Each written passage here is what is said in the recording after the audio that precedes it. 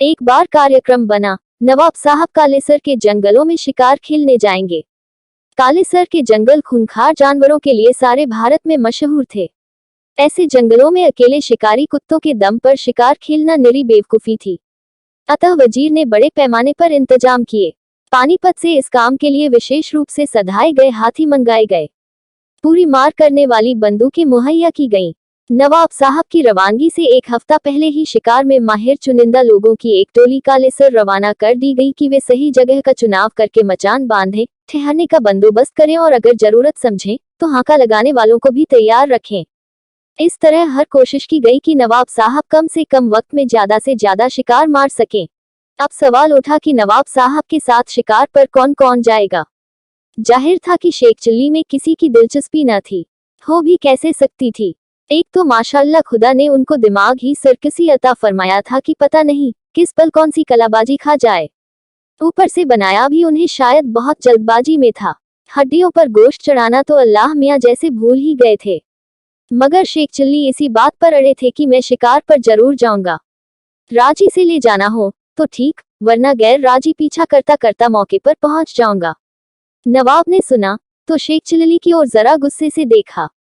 बोले, तुम जरूरत से ज्यादा बदतमीज होते जा रहे हो। एक चूहे को तो मार नहीं सकते, शिकार क्या खाक करोगे? मौका मिलेगा तभी तो कर पाऊंगा हुजूर।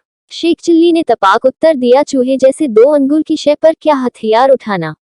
मर्द का हथियार तो अपने से 2 अंगुल बड़ी शय पर उठना चाहिए। नवाब साहब ने उनका जवाब सुनकर उन्हें अपने शिकारी लश्कर में शामिल कर दिया। काफिला पूरी तैयारी के साथ कालेसर के बियाबान जंगलों में जा पहुंचा। वहां पहले से ही सारा इंतजाम था। तय हुआ कि रात को तेंदुए का शिकार किया जाए। दिन छिपने से पहले ही सारे लोग पानी, खाना और बंदूकें ले मचानों पर जा बैठे। पेड़ से सहारा बांध दिया गया। चांदनी रात थी। मचानों पर बैठे सब लोगों की निगाहें सामने बंधे चारे के आसपास लगी थीं। शेख चिल्ली और शेख फारूक एक मचान पर थे। हालांकि वजीर चाहता था कि शेख चिल्ली को अकेला ही एक मचान पर बैठा दिया जाए ताकि रोज रोज की झकझक खत्म हो। मगर नवाब नहीं चाहते थे कि शेख चिल्ली को कुछ हो या वह अपनी हवाई झोंक में कुछ ऐसा वैसा कर बैठे कि शिकार हाथ से निकल जाए। इसलिए उनकी तजवीज पर शेख फारूक को पलीते की तरह उनकी दम से बांध दिया गया था। न पलीते में आग लगेगी, न बंदूक चलेगा। तेंदुए का इंतजार करते करते 3 घंटे बीत गए। शेख चिल्ली का धीरज छूटने लगा।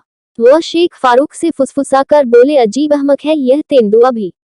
इतना बढ़िया शिकार पेड़ से बंधा है और कम वक्त गायब है। शिकार में ऐसा ही होता है। शेख फारूक ने शेख चिल्ली को चुप रहने का इशारा करते हुए बेहद धीमी आवाज में कहा। खाक ऐसा होता है। शेख चिल्ली फुसफुसाकर बोले, मेरा तो जी चाहता है बंदूक लेकर नीचे कूद पड़ूं और वह नामुराद जहां भी है वहीं हलाल कर दूं। शेख फारूक ने उन्हें फिर चुप रहने को कहा। शेख चिल्ली मन मसोस कर एक तरफ बैठ गए। सोचने लगे, कमबख्त सब डरपोक हैं। एक अदद तेंदुए के पीछे 12 आदमी पड़े हैं। ऊपर से सारे के सारे पेड़ों पर छिपे बैठे हैं। यह कौन सी बहादुरी है जिसकी डीगे वजीर हाँक रहा था। बहादुर है तो नीचे उतरकर करे तेंदुए से 2-2 हाथ। वह जानवर ही तो है। हैजा तो नहीं कि हकीम साहेब भी कन्नी काट जाएं। कमबख्त मेरी बहादुरी पर शक करने चले थे। अरे तेंदुआ कल का आता अभी आ जाए। नीचे उतरकर वह थपेड़ दूंगा कि कमबख्त की आंखें बाहर निकल आएंगी। मगर सुना है वह छलांग बड़े गजब की लगाता है।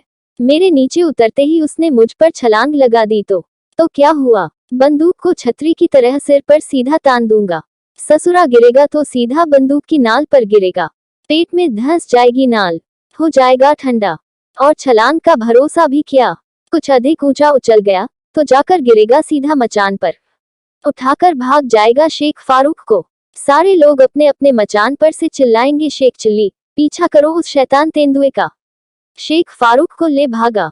मैं बंदूक तानकर तेंदुए के पीछे भागूंगा। तेंदुआ आगे आगे, मैं पीछे पीछे। शेख फारूक चिल्ला रहे होंगे, शेख चिल्ली बचाओ, शेख चिल्ली मुझे बचाओ। आखिर तेंदुआ जानवर है, कोई जिन तो नहीं।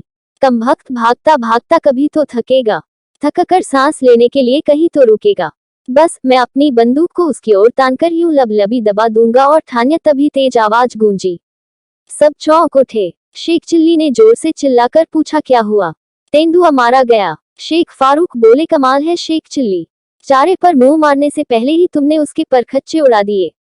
सच। शेख चिल्ली ने चारे की ओर देखा तो यकीन न आया, पर यह सच था। दूसरे लोग निशाना साध भी न पाए थे कि शेख चिल्ली की बंदूक गरज उठी थी। मचान से नीचे उतरकर नवाब साहब ने सबसे पहले शेख चिल्ली की पीठ ठोकी।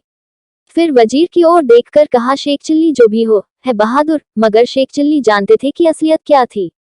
वह चुप रहे। चुप रहने में ही भलाई जो थी।